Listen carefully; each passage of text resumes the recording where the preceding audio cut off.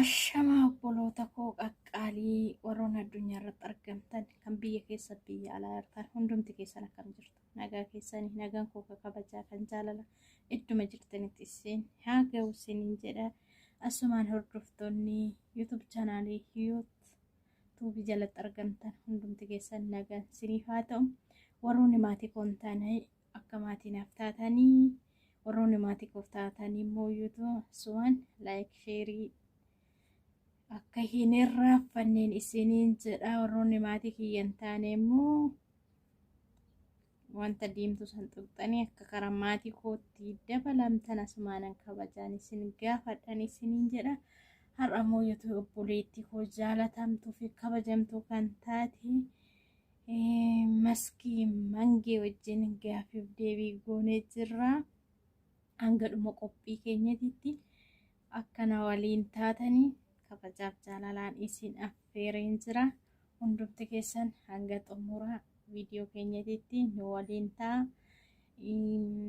qeeqa qabdanii inni biraa immoo YouTube yaada qabdan koomentii jalatti nuuf kaa'uu hin dagatinaa isiniin jedha walaa jajjabeessinu wal faana haa taanu wal wajjin haa dhaabbannu nuti Oromoo yoomuu tokko harka walaa qabannu isiniin jedha obboloota koo qaqqaalii innaa asumaanan kara ishiititti isin dabarsaa gaafiif deebii ishii waliin goone hanga dhumaatitti dhaggeeffadhaa viidiyoo immoo yoo ta'u laayikii sheerii godhaa namuma kamiifuyyuu wal faana akka dhaabbattanii isiniin jedha obboloota koo keessafuu immoo YouTube warri ganaa jirtanis warri immoo YouTube monitaayizii taatanis video yoo beeksisa hin laallaminiif bu'aan qabu warroonni ganaa jirtan jajjabaadhaa warroonni immoo YouTube monitaayizii taatanis video waliif daawwadhaan isiniin jedha asumaan dhaamsa koo kan obbolummaati asumaanan kara ishiititti isin dabarseen jira gaafiif deebii hanga dhumaatitti nu faana ta'a. Yayyaa ashamaa akkam jirtu nagaa keessanii nageenyi waaqayyoo bakkaaf haala jirtanitti isiniif haa baay'atu jecha akkasuma warreen amantuu biraa taatanis illee akkam jirtu nagaa keessanii ani galata waaqayyoo fayyaa kooti egaa har'a kanan dhufee fi mana dhiyoottu biti egaa manni dhiyoottu bi'u obboleettiin kabajamtuu fi jaalatamtuun na kabajjee kara mana isheetti wanta na waamteef anillee kara mana ishee dhufeetan jira. Egaa dhiyoottu bin gaafii muraasa na gaafattee jirti anillee gaafilee ishee sana deebisuudhaaf qophii ta'e kara mana isheetti dhufeetan jira. Egaa dhiyoot maskii maal gaafatte maskiin immoo dhiyootiif maal deebiste kan jedhu hanga dhuma sagantaa keenyatti nu waliin turaa obboleeyyan koo akkuma seentanii laayik sheer gochuu immoo hin dagatinaan isiniin jedha. Egaa asumaan kara gaafii keenyatti haa darbinu. Yoo akkas jedha gaafii tokkoffaa maskiin nama akkamiiti of ibsi jedha. Egaa namni ofiisaatiif mataa isaatiif of ibsuun baay'ee ulfaata ta'eeti immoo of ibsi erga jette egaa maskiin akkuma argitu kana nama jaallattuudha baay'ee nama jaalladha nama nan kabajallee nama na tuqu hin jaalladhu nama na qeequ hin jaalladhu yoo wanta badaalleen narratti argan maskii akkana yoo naan jedhan irraa deebi'uutiin danda'a garuu amalli maskii baay'ee kan namatti toluudha baay'ee nama jaalladha baay'ee nama kabajaa xiqqaas guddaas obbo dhiiras shamaras ijuma tokkotti ni ilaala eenyuma isa xiqqaas isa guddaas hunda isaaniitu akkuma namummaa kamittuu nan jaalladha nan kabajaa amala koo keessaa nama na tuquu hin jaalladhu garuu namaaf hedduun wantan qaburraa nan gargaara gara laafettiidha. Egaa hanganuma yeroo biraa immoo namni ana amala koo beeku osoo naaf ibsee hedduun itti gammadan isiniin jedha ani nama baay'ee gara laafetti baay'ee namaaf dhiphatuudha. Eenyumtuu akkana fuuldura taa'ee gaddu hin barbaadu eenyumtuu akka gammadee jiraatu hin barbaada umurii koo keessatti egaa maskiin nama akkanaati. Lammaffaa lammiilee keenya biyya ormaa keessatti dararamaa jiraniif maal yaaddaa jedha. Egaa lammiileen biyya ormaa keessatti dararamaa jiraniif humna hin qabu wantan isaan hin gargaaru hin qabu humni ani qabu kanan isaan hin gargaara jedhee yeroo hunda yaadu waaqayyo kadhachuu fi kadhannaa koo keessatti yeroo hundumaa ofii kiyya qofaaf osoo hin taane biyyoota keessas biyyoota alaas jiran obboleeyyan koo mana namaatti dararamaa jiran biyya namaatti dararamaa jiraniif yeroo hunda kadhannaa kootiin isaanin yaadadha. Gaafii sadaffaa artistoota keessaa eenyu dinqisiifatta nama lama himii jedhee artistoota keessaa nama dinqisiifadhu Hacaaluu Hundeessaa fi Jaamboo Jooteedha. Gaafii shanaffaa Gaafii arfaffaan biyya kee moo armee kee jaallattaa jedha. Egaa armee kootii fi biyya koo tasumarree waliin hin madaalu. Biyya koo akkuman jaalladhutti ta'ee armee koo eenyumaanuu isheen madaalu. Addunyaa kanarraa armeen koo anaaf adda waan na taateef eenyumaanuu hin madaalu armee koon irra jaalladha. Gaafii shanaffaan mudannoo biyya ormaa qabdaa laataa jedha. Egaa mudannoon biyya ormaa gaafa dhuftan beektanii afaan hin beektan waa hundumatu haaraadhuma sinitti ta'ee sinitti mul'ata. Ani garuu mudannoon hanga ammaatti hin daganne keessaa maal seetan aduun yeroo tokko karaa ganni dhumee karaa bonaatti yeroo ta'u sa'aatiin ni jijjiirama. Galgala dafee dhiyaa ganama immoo dafeetii bari'a. An sa'aatii hin qabu waan na ta'eef naannoo sa'aatii 11 gana lafti bari'uudhaaf yeroo jedhu aduun baay'ee halaatii ifee jira. An sa'aatii wanta hin qabne wanta laalladhee kan wanta hin qabne gaafan ala laalu halli baay'ee ifeera gaafan irriba birir jedhee ka'u alli guyyaa fakkaata ani garuu rafeetan jira. Yeroon ka'ee irriba taf jedhee ka'ee hojii eegalu meeshaa yeroo waliin dhooftan ni dhaga'u isaan irriban qaba waan ta'eef gaafan meeshaa waliin dha'u kaatee madaamintoo maal hojjettanaan jette mana qulqulleessuuf hin jedheen edaam irribni meeganaadha lafti hin bariine jettee mudannoo yoomuu hin daganne mudannoo bari'ee jedhee halkaniin ka'ee mana qulqulleessuuf ka'e sanatu mudannoo biyya arabaatiin qaba isa kana mudannoo koo. Gaafii jaaffaa jireenya kee keessatti guyyaan gaddite jira laata? Jireenya koo keessatti guyyaan gadde asuma taa'eeti guyyaa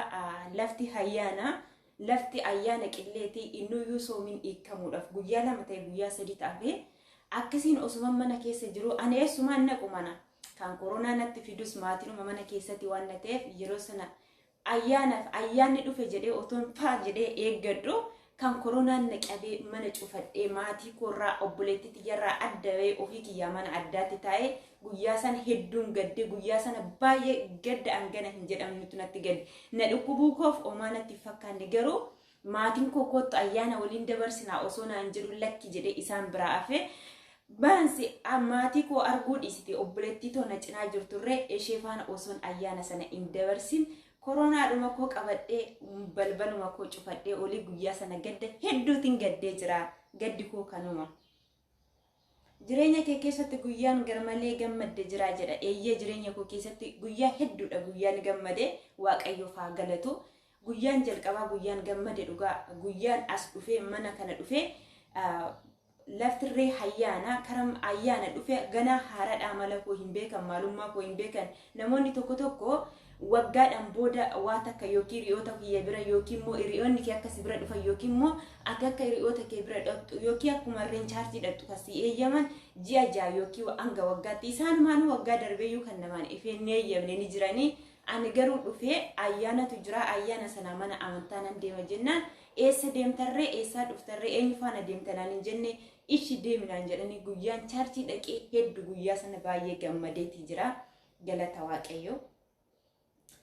Saddeettaffaa barumsaan gameeqatti barattee sababa maaliin gargar kuttee egaa barnoota hanga kutaa 8 xumuree 9ffaa irratti darbeetan adda kutee sababan adda kutees rakkadhee osoo hin taane quufuma kiyyaa ijoollee yeroo baay'ee biyya arabaa jette anillee biyyuma arabaa kana dhufuudhaaf barnoota koo maatii dhoksee barnoota koo kanan adda kute biyya arabaa dhufuufani malee omaa rakkadhee miti. Kanan immoo adda kutes waanuma barumsaa waanuma namni as dhufe waanuma hiriyoonni koo as dhufaniif anirree dhaqeetan achi ilaala jedheetani malee oma rakkadheeti miti.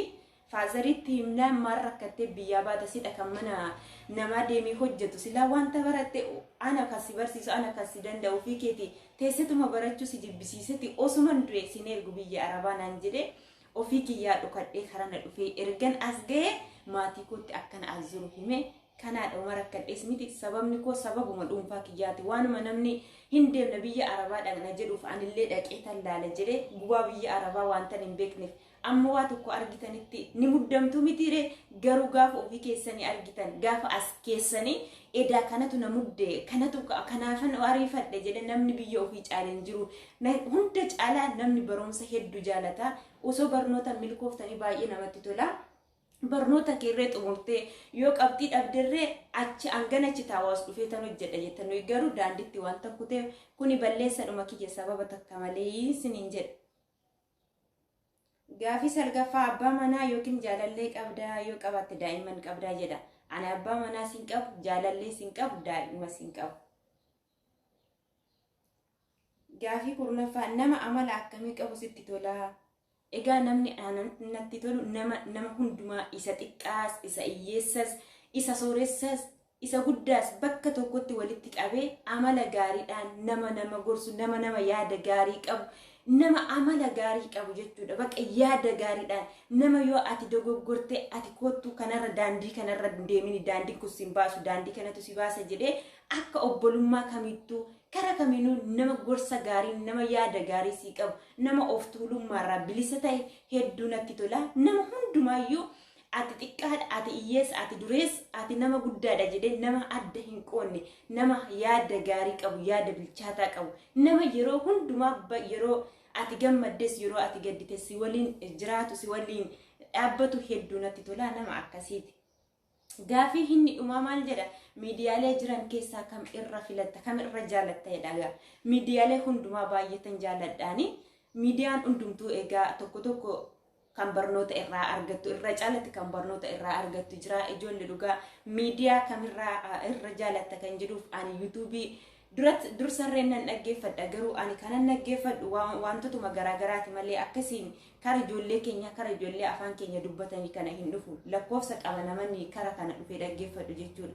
Har'a garuu eddan obboleeyyan kootti makame kara miidiyaa yuutuubii kana dhufee barnoota hedduu argadhe akkaataan dandeettii dubbiirree akka namni barnoota hedduu obboloota koo na bukkee jiran ciccimoo isaan jalaa barnoota hedduu wantan argadheef miidiyaa yuutuubiin baay'ee jaaladha siniin jedha. Kanaafuu gaafin dhiyoot naa dhiyeessite kana fakkaata obboleeyyan koo. Hundi keessanuu galatoomaa yeroo keessan aarsaa gootanii hanga dhuma sagantaa keenyatti kan nu hordoftan hundi keessanuu galanni keessan bilisummaa ta'u. Egaa gaafin keenya asumarratti goolabee jira. Yuutuubii laayik sheer koomanti gochuudhaan jajjabeessaa wal bira haa dhaabbannu.